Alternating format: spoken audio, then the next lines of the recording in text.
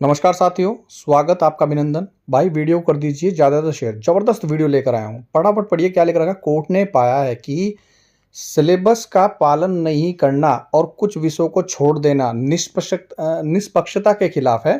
Court ने परीक्षा को रद्द करने और नया पेपर आयोजित करने का क्या दिया है, आदेश दिया है। मैं फिर बोल रहा हूँ, वीडियो इतनी शेयर होनी चाहिए, इतनी शेयर होनी चाहिए कि दोस्तों घर घर में सब लोगों को पता चल जाए कि जब जब बेरोजगारों के साथ दोस्तों अन्याय होता है तब दोस्तों मामला कहाँ जाता है, हाई कोर्ट जाता है। और ए टू जेड ज्ञान यूट्यूब चैनल दोस्तों हमेशा आप लोगों के साथ हमेशा रहता है।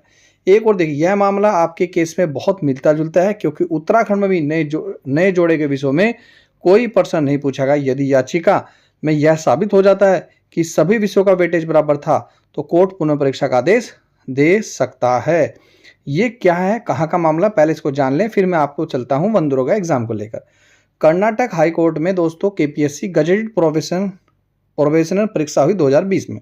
मामला कर्नाटक लोक सेवा आयोग की गजेटेड प्रोबेशनर परीक्षा में सिलेबस में शामिल कुछ विषयों से प्रश्न नहीं पूछे गए और कुछ प्रश्न सिलेबस से बाहर थे। छात्रों ने कर्नाटक हाई कोर्ट में दोस्तों याचिका दायर की थी। सेम है मामला जैसा वन दरोगा का है। और वन दरोगा वाले भाई देख लो, इसमें याचिका के लिए पूरा प्रयास कर रहे हैं और मुझे उम्मीद है कि वो कर भी देंगे इस काम को। पूरा मामला क्या है मैं आपको बता दूं। देखिए, अधीनस्थ सेवा चयन आयोग ने हाई कोर्ट में अधीनस्थ सेवा चयन आयोग ने दोस्तों फॉरेस्टर भर्ती परीक्षा कराई 2025 में। उसमें याचिकाकर्ता का कहना है, अब देखिए ये तो जांच का विषय है कि परीक्षा हुई सिलेबस के अकॉर्डिंग या नहीं हुई, पर एज ए टीचर मैंने भी देखा है कि कुछ क्वेश्चन जो हैं आउट ऑफ सिलेबस थे और जिन क्वेश्चन सिलेबस पूछे जाने थे वो भी उसमें नहीं थे मेरे अकॉर्डिंग।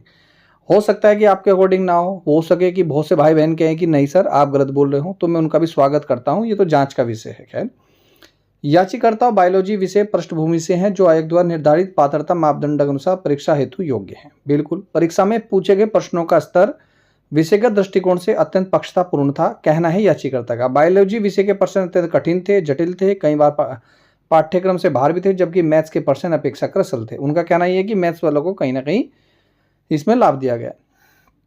मैथ्स पृष्ठभूमि के अभ्यर्थी को अनुचित लाभ मिलना और बायोलॉजी के विषय में अभ्यर्थी के चयन की दौड़ से बाहर हो गए, यह भारतीय संविधान के आर्टिकल नंबर 14 समानता का, और ये याद कर लेना, समानता का अधिकार होता है। अनुच्छेद 14, अनुच्छेद 16 है सार्वजनिक रोजगार के समान अवसर का स्पष्ट उल्लंघन है, ऐसा याचिकाकर्ता कहना है। उनका एक और पॉइंट है, एक तो ये पॉइंट आपको बताया है कि परीक्षा आयोग द्वारा आधिकारिक सिलेबस एनवायरमेंट, ये इस बात से मैं सहमत हूँ। अभी ऊपर मैं अपना अगर विचार बताऊँ तो दोस्तों मैं इस बात से सहमत हूँ कि फॉरेस्ट्री, एग्रीकल्चर जैसे स्पष्ट रूप से जो विशेष सब्जेक्ट उल्लेखित थे उनसे दोस्तों क्वेश्चन आपके नहीं पूछे गए।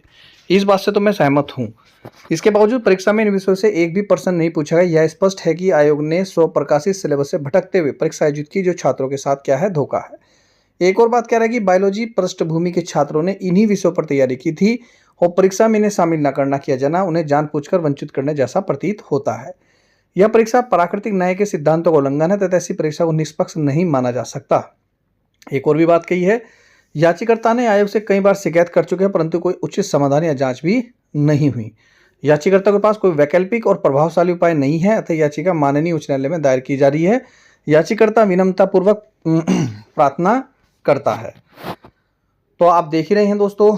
देखिए, मैं इस पॉइंट में ये जिसने भी करा है स्वागत योग्य है। अगर आप अपने अधिकारियों के लिए दोस्तों नहीं लड़ोगे तो एक दिन क्या हो जाएगा, बेकार होगा। मतलब अभी आप पुलिस कांस्टेबल में देख रहे हैं, युवा एकत्रित नहीं है, दो लोग हो गए, एक कह रहा है कि उम्र सीमा बढ़ाओ, एक कह रहा नहीं बढ़ाओ। अब इनके बीच में कोई भी बोल रहा है गाली, वो भी गाली पड़ रही है, गलत बोल रहे हैं। अरे भैया बोलने दो ना, ये देश ऐसे आज़ाद थोड़ा ही ना हुआ है। कभी आप सोच रहे हैं तब भी बहुत तरह के लोग थे, भिन्न भिन्न प्रकार के लोग हैं। अगर आप सच हैं, आप सत्य हैं, आपकी बात सच है, आपकी बात में जान है, तो आप लोगों को प्रभावित कर सकते हैं, आप लोगों को आकर्षित कर सकते हैं। और यकीन कीजिएगा, सच के साथ दोस्तों काफिला चलता है, ध्यान रखिएगा। आज नहीं तो कल हमेशा सत्य की जीत होती है, ये मैंने अपनी लाइफ में देख लिया। बस आपके पास स्पष्टता होनी चाहिए, निष्पक्षता होनी चाहिए, सत्यता होनी चाहिए। तो खैर, मैं इस परीक्षा में स्टे लगना चाहिए नहीं लगना चाहिए इस बात से सहमत नहीं हूँ, या रिजल्ट आना चाहिए या रद्द होना चाहिए इस बात से भी सहमत नहीं हूँ। मेरा मानना यह है कि सबसे पहले क्या की जाए, जांच की जाए। ठीक है दोस्तों, अब मैं इसमें कोई गलत नहीं बोल रहा हूँ भाई, जांच करनी चाहिए। क्यों? क्योंकि इसमें 2 लोग हो गए। एक वो ये कह रहे हैं भाई कि इस भर्ती परीक्षा में तो पेपर बिल्कुल सिलेबस के। तो दोस्तों अब इसमें होनी चाहिए जाँच, और जाँच में जो भी फैसला होगा वो स्वागत योग्य होना चाहिए। यदि देखो मैं अपने अकॉर्डिंग बताऊँ, अगर आप कहें कि सर आप बताइए, आप अपने अकॉर्डिंग आपको क्या लगता है? तो भाई मेरे अकॉर्डिंग तो मुझे ऐसा लगता है, ये भाई मेरे खुद के विचार हैं, हो सकता है आपको पसंद ना आए। भाई मेरे अकॉर्डिंग तो ये है कि बहुत सारा सिलेबस जो दिया हुआ था आयोग ने, उस सिलेबस में से क्वेश्चन एक नहीं पूछा। दूसरा जो क्वेश्चनों की जो लेवल था वो वाकई में वैसे तो दे रखा था 9th-10th का, पर थोड़ा क्या काफ़ी टफ था। अब ठीक है 2-4 क्वेश्चन आसान भी आ जाते हैं, पर 2-4 भारी भी वो तो चलता है, लेकिन फिर भी टफ था। तो जाँच तो होनी चाहिए भाई, जाँच हो जाएगी, दूध का दूध पानी का पानी हो जाएगा। ये रही थी पूरी जानकारी। डिस्क्रिप्शन बॉक्स में व्हाट्सएप ग्रुप बनाया है हमारे ए टू जेड ज्ञान यूट्यूब चैनल का, तो आप उसको दोस्तों जरूर ज्वाइन करें। और यदि आपको नोट्स लेने हैं आगामी एग्जाम के लिए, तो दोस्तों नोट्स भी जरूर परचेज कीजिएगा। इतनी महत्वपूर्ण न्यूज़ लेकर आया हूँ, तो खैर प्रयास करते रहिए। आपका प्रयास अगर आपके साथ गलत हुआ है तो बिल्कुल आप आवाज़ उठाइए।